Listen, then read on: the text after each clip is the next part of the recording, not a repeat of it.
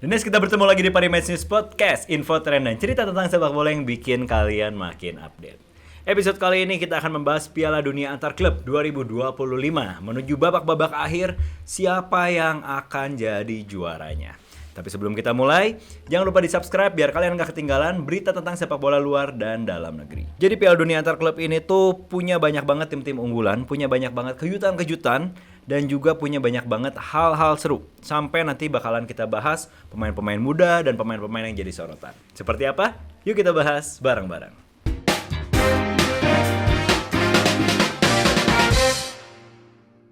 Oke, kita mulai dari yang seru dulu nih. Jadi dari total ada 32 tim, udah sampai ke 16 besar, udah sampai ke 8 besar. Tapi hari ini kita akan membahas dulu tim-tim yang jadi sorotan, Pak. Betul. Yang bikin paling banyak kejutan adalah sebenarnya 4 tim Brazil. 4 tim Brazil. Jadi perwakilan Brazil ini ada 4, ada Botafogo, Fluminense, Flamengo, sama satu lagi gue lupa. Itu Palmeiras. Iya. Palmeiras. Ini mereka bikin gebrakan karena 4 dari tim dari Brazil ini sama-sama semuanya lolos ke fase 16 besar. Oke. Dan Botafogo ngalahin juara Eropa.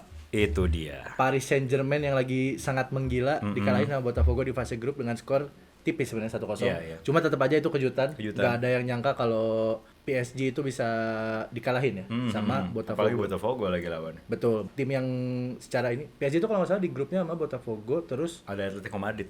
oh iya. Dan Doi nggak lolos Atletico Malah Madrid Atletico akhirnya. yang nggak lolos. Dan itu sebelumnya sempat jadi kayak ini mah kayaknya sengaja nih biar Atletico-nya nggak lolos. Ada kayak gitu katanya. Dan kalau itu karena selisih gol doang. Sisi gol. Jadi Poinnya sama-sama 6. sama. Ya, Semua 6. Atletico nggak lolos karena Selisih gol. minus berapa gitu ya. Lebih banyak dibandingin sama Botafogo. Yes. Hasil ini jadi salah satu kejutan paling besar. Salah satu kejutan paling besar karena PSG yang lagi superiornya gitu ya. Semua orang pasti nganggap kayak PSG mah pasti lolos tapi gak ada yang nyangka kalau dia lolosnya nggak sempurna. Betul. Karena Atletico aja dikalahin kalau nggak salah 4-0 deh sama PSG. Lumayan gede skornya. Di Lumayan gede. match salah satu partai pembuka di grup Iya, itu. iya. PSG itu ngalahin Atletico dengan skor 4-0. Itu aja kan udah ngelihat superioritas. Superiornya ya gila sih. Tiba-tiba di match kedua mereka dikalahin sama Botafogo 1-0. Yes. Walaupun jujur gua nggak nonton. Gue juga saat itu nggak nonton sih. Karena memang yang itu ya. Nah ini ngomongin nggak nonton juga Pak. Karena jujur aja gue juga bener-bener yang gue nontonin dikit banget matchnya kali. Dikit banget. Dan gua jarang nontonnya satu full match. Oh. Jadi oke. karena ini tuh kan free to air sebenarnya. Ada salah satu platform yang kerjasama sama FIFA. Jadi cuma ada di platform itu. Yes. Free to air, semua laganya gratis. Yeah. Cuma pas gua iseng nyobain nonton tuh kayak gua nggak dapet feel buat kayak Iya lagi. terusin nonton sampai beres. Jadi kadang cuma 20 menit, 30 menit udah. Terus kalau misalnya lagi scroll media sosial lain, Twitter terutama, terus ngelihat kayak wah ini ada ngegolin ini baru gua lihat cek lagi. Oke. Jadi gitu Iya, nggak pernah kayak 90 menit gua full Sengaja nonton. full gitu ya. Oke. Dan ini tuh sebenarnya diprotes, ada diprotes sih bisa dibilang. Bukan cuma sama orang-orang yang ada di kita misal Indonesia yang emang gak dapet hype-nya gitu. Tapi ada beberapa public figure bola, pandit gitu-gitu yang bilang kayak apa esensinya bikin Piala Dunia turnamen ini tuh bentuknya jadi kayak gini gitu. Oke. Karena menurut mereka ini cuma nambah-nambah jadwal buat pemain yang harusnya bisa dipakai buat liburan buat mereka. Iya. Karena kan ini hampir gak ada jeda kan buat yang Iya, main-main. bener. Karena mereka sebelumnya ada international break dulu 2 minggu, terus paling seminggu langsung main lagi di Piala Dunia Antar Klub. Ini kan bikin pemain bukan robot. Betul. Ini yang bikin Rodri cedera satu musim itu salah satunya adalah karena Terlalu padat ya? load kerja dia tuh workload dia tuh gede banget. Yes. Yang akhirnya harus skip satu musim karena walaupun cederanya karena ACL ya. Tapi tetap aja ini resiko cedera buat pemain juga jadi makin tambah besar.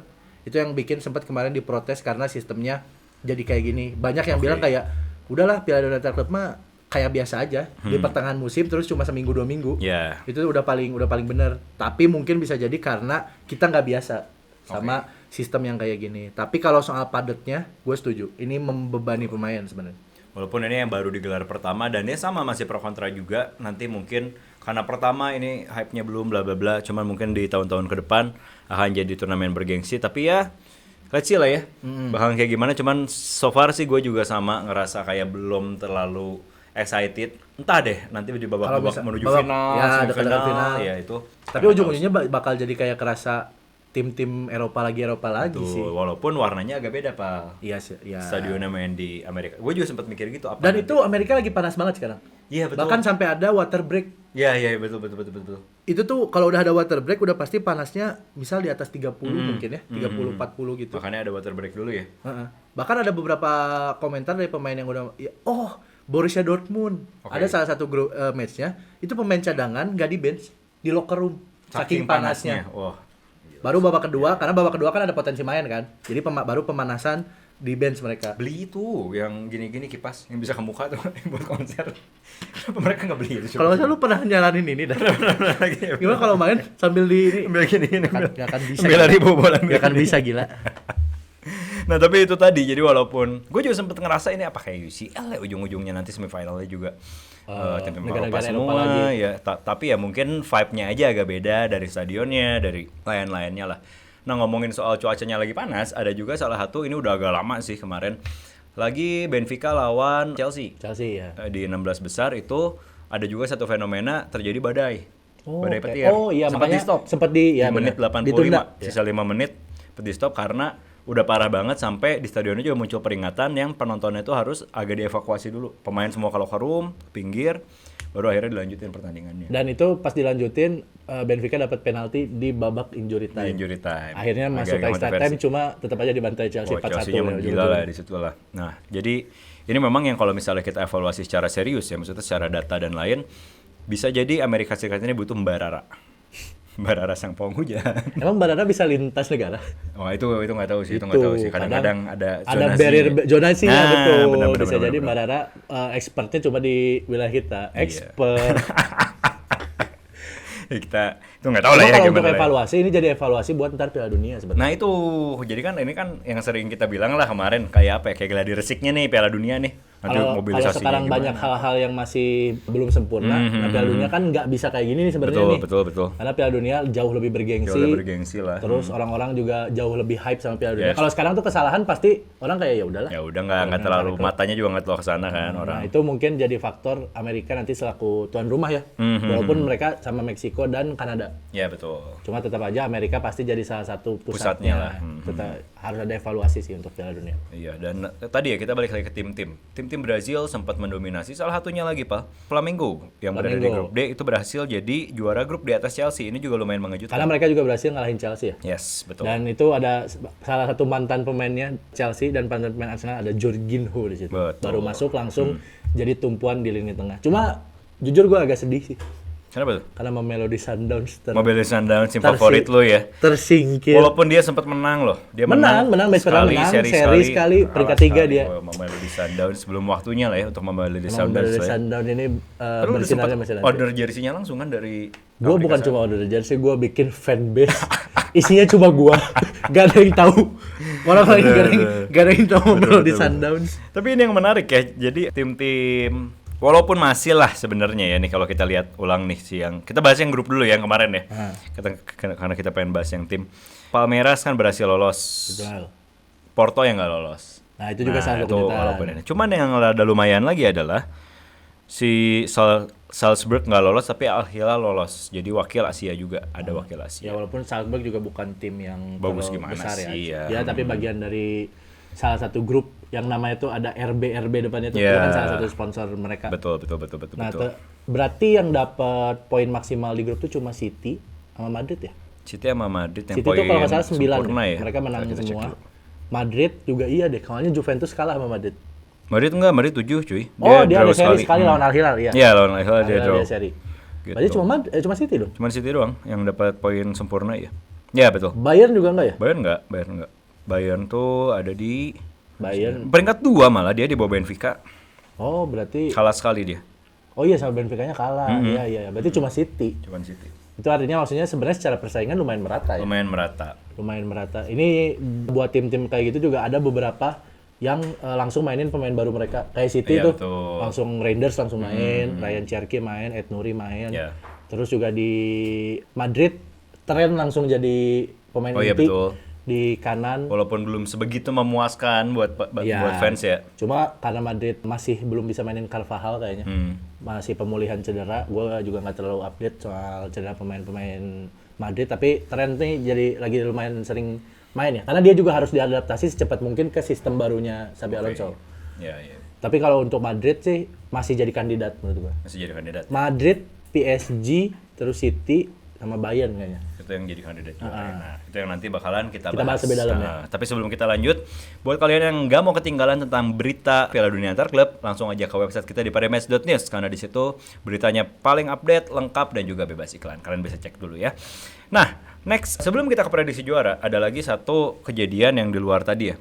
Ini kita nggak apa-apa agak bahas yang dulu-dulu ya. Cuman karena kejadiannya lumayan menarik, selain yang badai tadi diberhentiin, ada lagi tragedi Tarkam, berantem.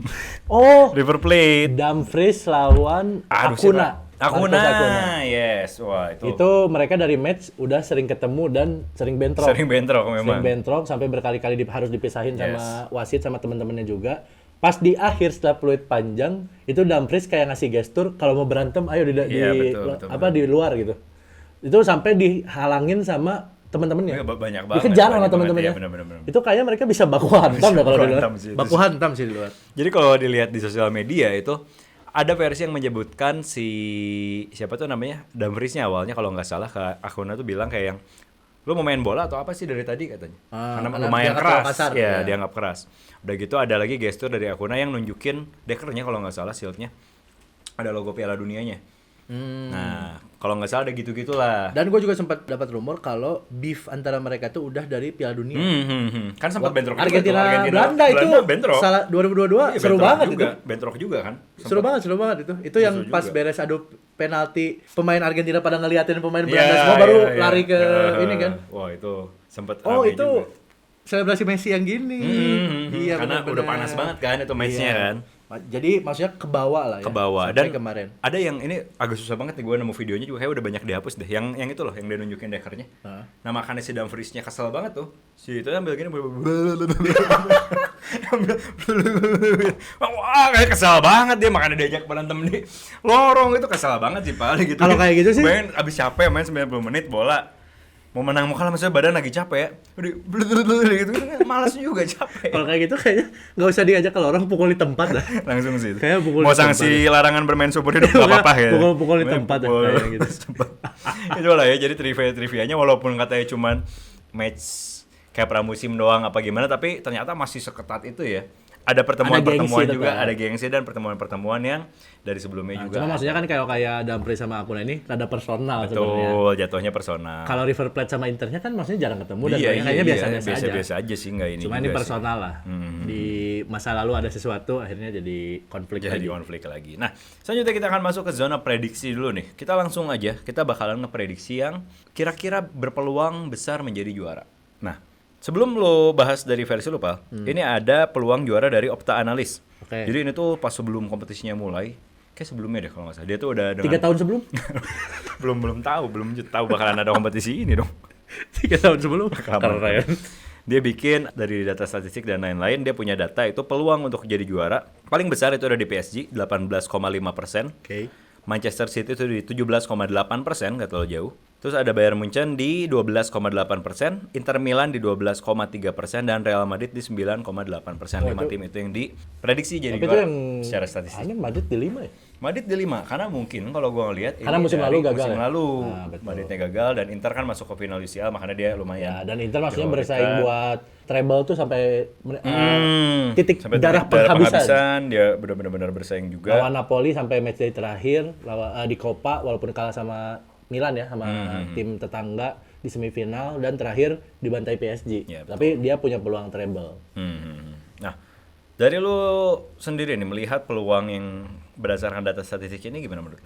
Ini data statistik sebelum ini atau dari yang gue lihat misal di fase grup?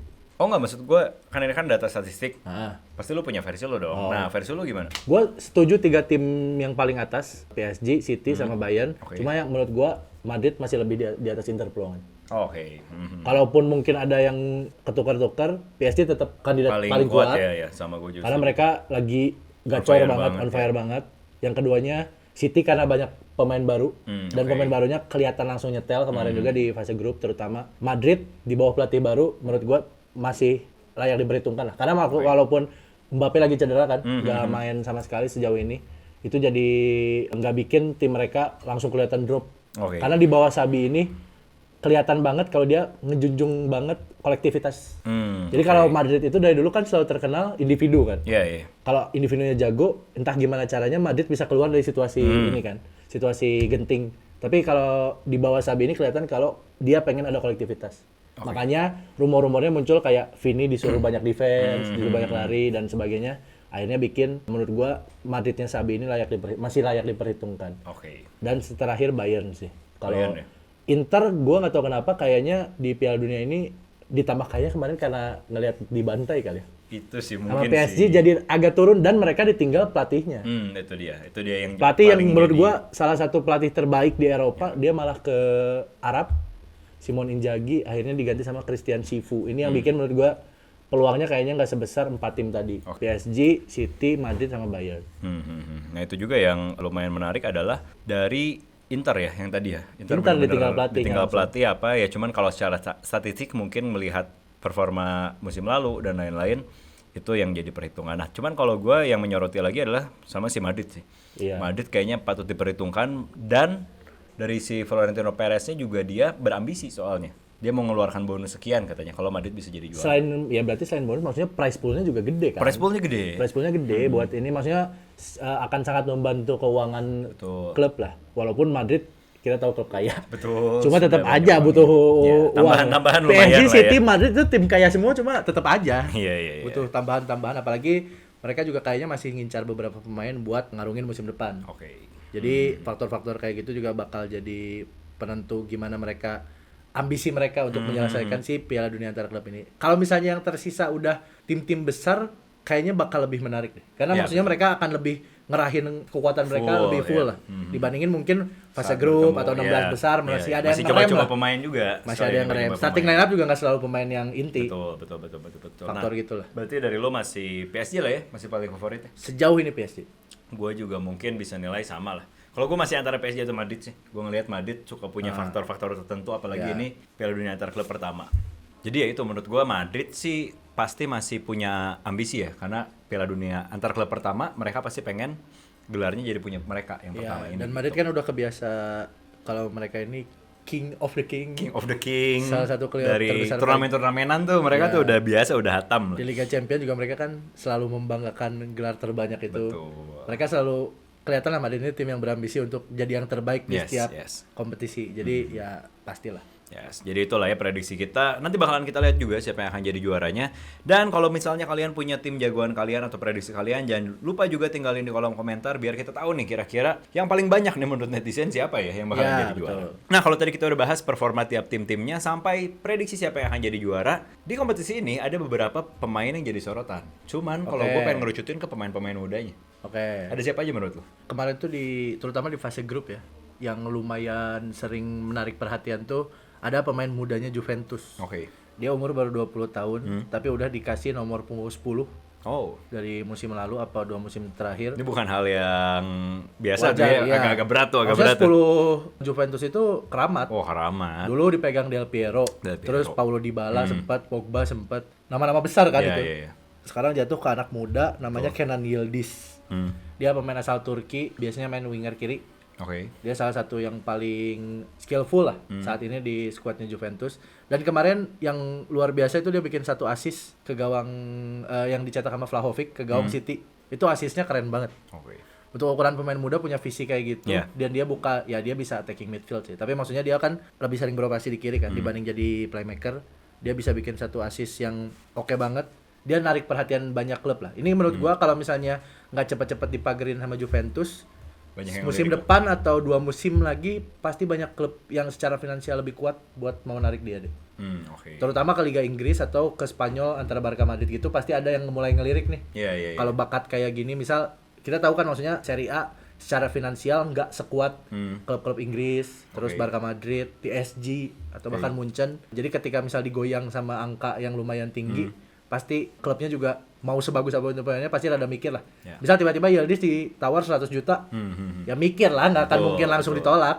Dan Juventus ini kan masih belum yang jadi kayak favorit banget buat para Iya. pemain kayak buat saat ini ya Ya, karena mereka lagi maksudnya setelah fase-fase kejayaan, Iya. mereka sempat juara Serie A berturut-turut selama beberapa musim sebelum akhirnya mulai Meredup lah ya. ditinggalin sama banyak pemain. Salah satu faktornya adalah karena jadi mereka kayak semacam mungkin punya rules pribadi, mereka langgar sendiri dengan ngedatengin Cristiano Ronaldo. Ya, betul. Misal mereka sebelumnya punya rules gak boleh beli pemain dengan harga sekian di atas umur sekian misal. Ketika nama Cristiano Ronaldo yang udah 30-an saat itu ditawar dengan harga tinggi, itu kan nge-break Ya. rules mereka sendiri betul, mungkin. Dan akhirnya ada sedikit dampak kayaknya ke sekarang. Jadi kayak mereka harus rebuild lagi. Jadi banyaknya beli pemain muda Oke. atau pemain setengah jadi dalam tanda kutip. Yang kayak gitu-gitu. Itu Yildiz. Terus juga sempet ada ini yang menarik perhatian pemain muda Madrid namanya Gonzalo Garcia. Oh iya, itu juga menarik tuh pemain tuh. Jadi kan di turnamen ini Mbappe cedera kan. Jadi nggak ada pemain yang bisa ngisi posisi 9. Ya. Walaupun kadang Xabi ini main sama 2 penyerang atau 3 penyerang. Tapi tetap aja nggak ada pemain yang bisa ngisi posisi 9 karena Mbappe-nya lagi cedera. Mau itu misal tiba-tiba ditaruh di tengah Vini atau Bellingham atau Rodrigo misal. Walaupun Rodrigo jarang dapat kesempatan sejauh ini. Cuma tetap aja peran pemain 9 kan istimewa ya. Ya. Dia harus pemain yang memang punya insting gol, ngerti cara mainin peran itu, dan datang nama dari akademi Gonzalo Garcia. Ini bahkan muncul rumor jadi kayak Madrid ini udah nggak butuh striker. Jadi awalnya sempat ada kepikiran kalau Madrid kayaknya masih butuh satu striker backup kayak dulu Joselu. Iya, betul. Joselu kan suka clutch, dia suka tiba-tiba bikin gol penentu, gol kemenangan, bahkan di UCL. Ya. Waktu semifinal itu dia bikin 2 gol. Jadi butuh pemain kayak gitu. Oke. Cuma dengan munculnya Gonzalo Garcia ini kayaknya mending dikasih menit mainnya dikasih ke pemain muda biar ntar suatu saat ketika emang dibutuhin jadi pemeran utama dia udah siap. Oke. Ini 2 nama yang pemain muda yang menarik perhatian. Paling kalau nama-nama lain siapa ya? Nggak ada yang begitu nonjol sebenarnya. Pemain-pemain dari Brazil juga di klub-klub Brazil. Mungkin yang namanya sempat kedengeran Igor Jesus kalau nggak Ya, salah. dari Botafogo. Itu juga kalau nggak salah dia udah mau transfer deh antara ke Brighton apa Brentford gue Oh, iya? lupa kalau nggak salah. Terus juga ya sebenarnya nggak ada nama-nama yang spesial sejauh ini belum Sejauh spesial. ini Nggak ya. tahu ntar kalau misalnya di fase-fase berikutnya kita bisa ngelihat ada nama-nama yang tiba-tiba narik perhatian, bisa jadi. Oke, dan itu yang bakalan kita nanti juga ya, karena dari turnamen ini kayak yang gue bilang juga di awal, mungkin salah satu ajangnya nih buat pemain-pemain buat unjuk dirinya, terutama pemain-pemain yang non Eropa, yang di non Betul. Liga Eropa tuh, Iya, betul. biar dilirik sama tim-tim Eropa, karena ini kesempatannya biasanya dari sini ada nama-nama yang muncul. Ya, karena sebenarnya kalau untuk bakat sih Amerika Latin nggak pernah kekurangan bakat ya. Selalu. Cuma biasanya yang jadi penghalang adalah cara menuju ke sananya. Betul. Entah itu di pertengahan umur 25, maksudnya di pertengahan umur 20-an, atau misal dari umur 19, 18 gitu dia udah pindah ke Eropa. Biasanya pemain Brazil itu emang tergantung di momennya mereka di umur berapa bisa ke Eropa gitu. Karena pasti goalsnya mereka keluar dari Brazil, Ya, ya. keluar dari Latin lah. termasuk pemain-pemain Eropa lah Argentina, pasti ya, Eropa umumnya. pasti. Kayak gua ambil contoh misal Vinicius. Vini kan dari umur muda banget ke Madrid. Betul. Harganya udah gede, harganya udah tinggi ke Madrid, 2 musim awal nggak terlalu kelihatan, tapi akhirnya sekarang kita lihat siapa Vinicius kan maksudnya, Ya, betul. salah satu pemain terbaik Brazil saat ini. Terus ada juga tipe yang baru keluarnya di umur kayak ada maksudnya pasti banyak beberapa nama yang baru keluarnya umur 25, 26 di umur matang lah. Ya, Dia baru keluar. Ada yang kayak gitu. Ada juga bahkan mungkin yang di 30-an sekian baru ada tim Eropa yang ngelihat namanya akhirnya direkrut. Jadi maksudnya pemain-pemain Latin ini tinggal nentuin momentum mereka buat mau ke Eropanya tuh seperti apa. Ya, itu juga yang makanya menarik kita lihat ya. So, itu tadi ya kita pembahasan tentang Piala Dunia antar klub. Jadi memang ini salah satu turnamen yang masih abu-abu nih. Ada sebagian yang bilang kayak ini turnamen gak jelas, tapi ada juga yang ngikutin, dan kita bakalan lihat sampai akhir kayak gimana nih euforianya, terutama menuju babak-babak final nanti. Betul. Ya. Euforianya bakal kayak gimana, keseruannya bakal kayak gimana, dan siapa nih jagoan kalian kira-kira? Masih pegang tim Eropa atau malah tim Amerika Latin? Bisa kalian nilai jadi kuda hitam atau enggak pembeda lah di turnamen ini gitu. So, diskusi di kolom komentar, dan jangan lupa juga follow sosial media kita di pmin_news. Dan buat kalian yang pengen lihat update bola luar dan dalam negeri yang cepat, panas, dan tentunya bebas iklan, jangan lupa kunjungin website kita juga di parimatch.news. So, thank you buat yang udah nonton, dan see you di episode berikutnya. Bye-bye.